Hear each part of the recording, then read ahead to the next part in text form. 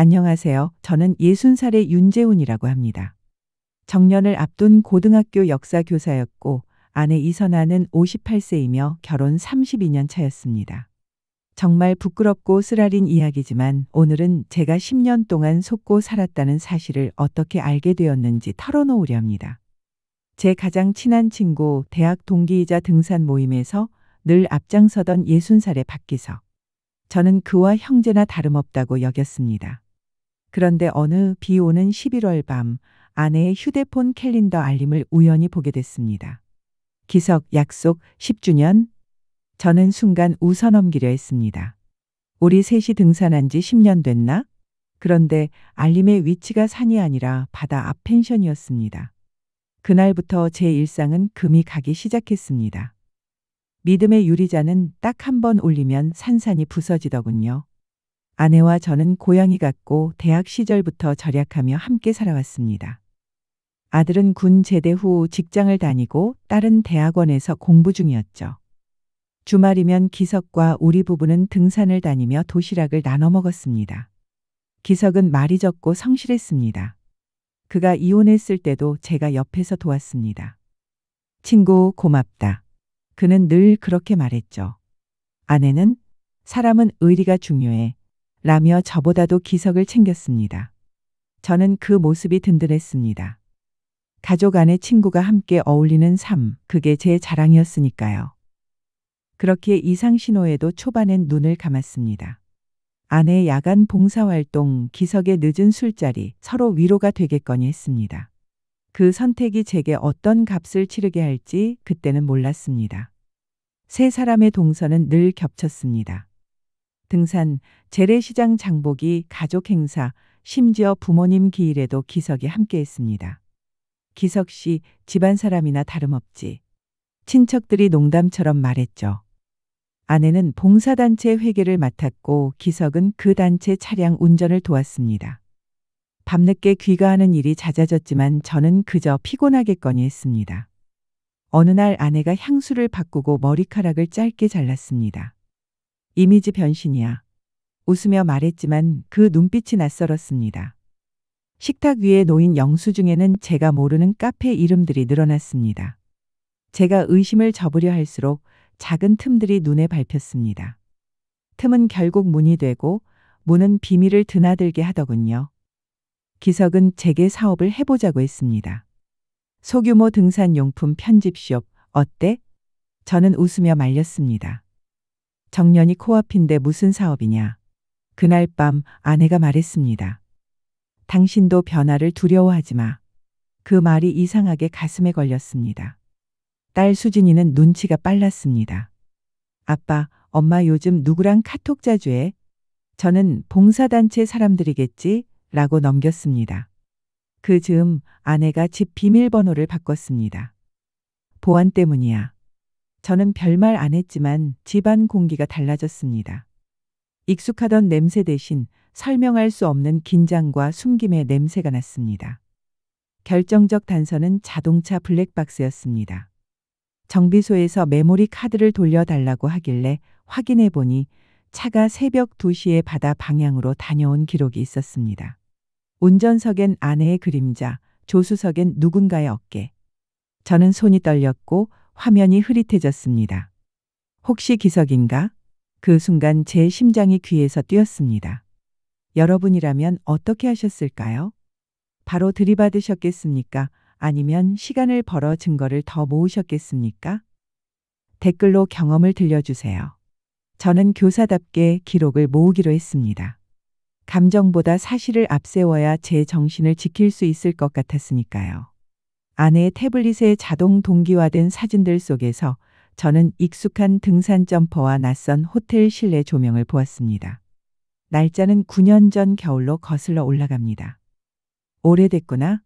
제 안에서 무너지는 소리가 났습니다. 메시지 백업 파일에는 열쇠꽃, 별 보러 갈까 같은 암호 같은 표현들이 반복됐습니다. 상대의 이름은 저장되어 있지 않았지만 이모티콘 습관과 맞춤법, 문장끼리는 기석과 겹쳤습니다. 저는 노트에 체크 표시를 하며 하나하나 맞춰보았습니다. 퍼즐이 완성될수록 제가 잃은 시간이 늘어났습니다. 저는 기석을 불러냈습니다. 옛날 얘기 좀 하자. 그는 태어냈습니다. 무슨 일인데? 저는 사진과 기록을 꺼내지 않은 채 마지막 기회를 주고 싶었습니다. 혹시 선아와 선을 넘은 적 있나? 잠시, 아주 잠시 그의 동공이 흔들렸습니다. 말도 안 되는 소리 하지 마. 그가 먼저 자리를 떴습니다. 저는 그 등을 보며 확신했습니다. 부인하는 사람의 어깨에는 늘 과한 힘이 들어가 있습니다. 그날 밤 아내에게도 조심스럽게 물었습니다. 선아야, 우리 솔직해지자. 아내는 고개를 숙였습니다. 미안해. 두 글자가 벼락처럼 떨어졌습니다. 아내의 고백은 짧고 날카로웠습니다. 처음은 제주 워크숍이었어. 스무의 전처럼 위로받고 싶었다. 저는 입술을 깨물었습니다. 왜 하필 기석이었어? 아내는 대답하지 못했습니다. 거실 시계 초침 소리가 귀를 찔렀습니다. 저는 소파 가장자리를 꽉 잡았습니다. 지금이라도 그만둘 수 있어? 아내는 고개를 저었습니다. 이미 오래됐어. 그 순간 저는 알았습니다. 이건 어제 오늘의 문제가 아니라 10년이라는 시간이 굳힌 구조라는 걸. 구조를 허물려면 벽돌을 하나씩 빼야 했습니다. 피가 날지라도. 재정 기록을 들여다보니 더 참혹했습니다. 제 이름으로 된 카드에서 반년간 반복된 고액 결제가 있었고 수취인 상호는 남해별 펜션. 사용자는 아내였습니다. 저는 은행에 사용 세부를 요청했고 서명에는 아내의 필체가, 연락처에는 기석의 번호가 남아 있었습니다. 사적 유용입니다. 은행 직원의 말이 유리벽처럼 차갑게 들렸습니다. 저는 변호사를 찾았습니다. 상간자 소송과 재산분할 대비를 병행하시죠. 법률 용어가 생소했지만 저는 고개를 끄덕였습니다. 감정의 파도에 빠지지 않으려면 절차라는 배에 올라타야 했습니다. 저는 날짜를 맞춰 남해의 펜션 앞에서 두 사람을 기다렸습니다. 비가 흩뿌렸고 갯내음이 지냈습니다. 은빛 SUV가 멈춰서고 아내와 기석이 내렸습니다. 저는 우산을 접었습니다. 여기까지 왔다. 기석이 먼저 말했습니다. 우리 어른답게 이야기하자. 저는 천천히 대답했습니다. 어른답다는 건 책임을 지는 거다.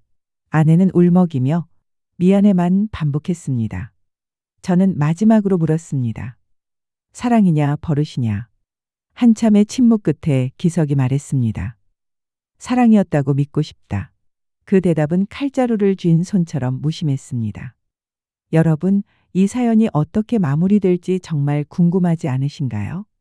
저희 채널을 구독하시고 알림 설정까지 해두시면 이런 생생한 사연들을 가장 먼저 들으실 수 있어요. 그리고 좋아요도 꾹 눌러주세요. 소송은 신속하게 진행됐습니다. 저는 상간자 소장을 접수했고 아내에겐 이혼 조정을 신청했습니다. 기석은 변호사를 선임해 교류는 있었으나 혼인 파탄의 원인은 기존의 갈등이라는 진술을 냈습니다. 저는 웃음이 났습니다. 갈등의 원인이 너였는데. 첫 조정기일 회의실 공기는 서늘했고 서류 넘기는 소리만 컸습니다.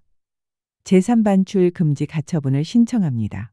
제 변호사가 또렷이 말했습니다. 아내는 고개를 들지 못했습니다. 저는 펜을 쥔 손에 떨림을 억눌렀습니다. 울음이 아니라 기록으로 싸우기로 했으니까요. 가족이 무너지는 소리는 예상보다 조용했습니다.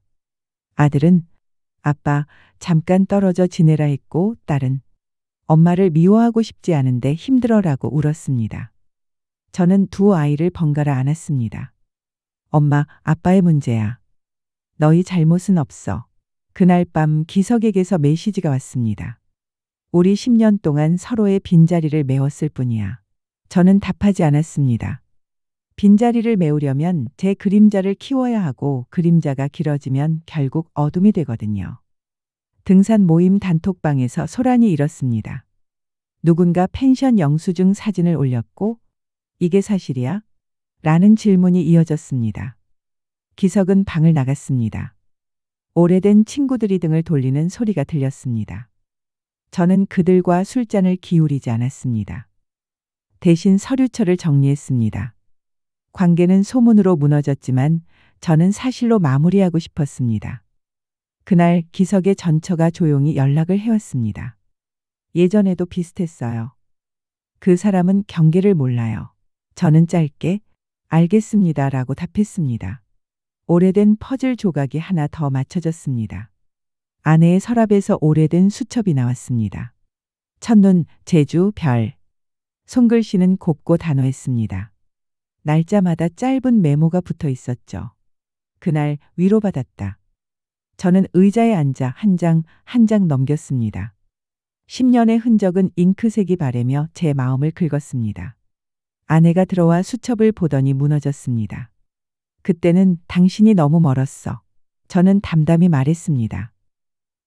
멀었다면 다가오라고 했어야지. 돌아서지 말고. 문장 사이로 우리가 잃어버린 대화의 시간들이 쏟아졌습니다. 조정실 마지막 날 아내는 용서받을 수 없다는 걸 안다고 했습니다. 기석은 책임질 몫을 지겠다고 말했습니다. 변호사는 결론을 정리했습니다.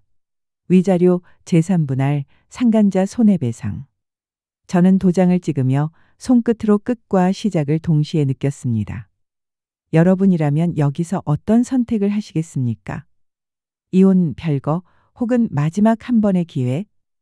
댓글로 의견을 남겨주세요. 잠깐, 여기서 끝이 아닙니다. 더 충격적인 사실이 뒤늦게 밝혀지거든요. 은행에서 도착한 공문. 8년 전 제 인감이 사용된 대출이 하나 더 있었습니다.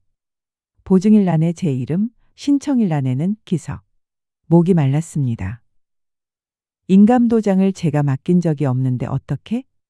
조사 결과 아내가 서류 좀 대신 건네달라 도장을 꺼냈던 날과 일치했습니다. 저는 무릎이 풀렸습니다. 사랑의 이름으로 신뢰의 껍데기로 내 삶의 바닥이 뚫려 있었던 겁니다. 변호사는 형사 고소 가능성을 조심스레 언급했습니다. 사문서 위조 및 행사, 배임 정황 검토해보죠. 저는 고개를 끄덕였습니다. 침묵이 길수록 상처는 깊어지니 이제는 소리 내야 했습니다. 그 과정에서 또 다른 진실이 드러났습니다. 제 아버지가 병원에 계시던 해 아내는 야간 간병을 이유로 자리를 비웠고 그 시각 기석과 같은 위치 기록이 남아 있었습니다. 병실 앞 자판기 불빛 아래에서 혼자 컵라면을 먹던 제 모습이 떠올랐습니다. 그 밤에 나는 혼자였구나. 기억이 칼처럼 선명해졌습니다. 분노보다도 버려졌다는 감각이 더 아팠습니다. 저는 과거를 현재로 끌어오지 않기로 했습니다. 대신 기록으로 남겼습니다. 더 이상 제 감정의 증거를 잡아먹게 두지 않기 위해서였습니다. 기석이 병원을 찾았습니다. 나도 검사 결과가 안 좋아. 그의 목소리는 낮고 거칠었습니다. 순간 흔들렸습니다. 그러나 곧 마음을 다잡았습니다. 건강이 이유가 되어선 안 됩니다. 책임은 병과 별개입니다. 내 건강은 내가 챙겨, 법은 법대로. 저는 냉정하려 애썼습니다. 그는 허탈하게 웃었습니다. 끝까지 선생님이네. 저는 가만히 문을 닫았습니다. 옳고 그름의 선을 다시 그어야 했습니다. 그 선이 흐려진 시간들이 제 삶을 무너뜨렸으니까요. 판결은 제 손을 들어줬습니다. 상간자 손해배상 인정, 재산분할 비율 조정, 문제의 대출은 기석이 변제. 아내와 저는 이혼했습니다. 도장을 찍고 나오며 비가 그쳤습니다. 젖은 아스팔트에 노을이 비쳤고 저는 오랜만에 크게 숨을 들이마셨습니다. 학교 후배의 권유로 지역 도서관 인문학 강좌를 맡았습니다. 첫 시간 저는 이렇게 말했습니다. 역사는 경계의 기록입니다. 경계가 무너지면 사건이 됩니다. 수강생 몇 분이 고개를 끄덕였습니다. 저는 제 경계를 다시 세우고 있었습니다. 이 이야기를 마치며 배운 걸 정리합니다. 첫째, 사랑은 습관이 아니라 선택이고 선택에는 책임이 따른다는 것. 둘째, 침묵은 동의가 될 수 있다는 것. 셋째의 기록은 무너지는 마음을 붙드는 가장 단단한 손잡이라는 것. 지금 제 곁에는 비어있는 자리가 있지만 그 빈자리 덕에 바람이 드나들고 빛이 들어옵니다. 언젠가 마음이 충분히 회복되면 용서에 대해 생각해 볼 겁니다. 그러나 오늘은 제 이름으로 저녁을 차리고 스스로의 삶을 지키는 데 집중하겠습니다. 이렇게 한 분의 사연을 들려드렸습니다. 여러분도 비슷한 경험이 있으시거나 들려주고 싶은 사연이 있으시면 댓글로 남겨주세요. 구독과 좋아요 그리고 알림 설정으로 저희 채널과 함께 해주세요. 고맙습니다. 즐거운 하루 되세요.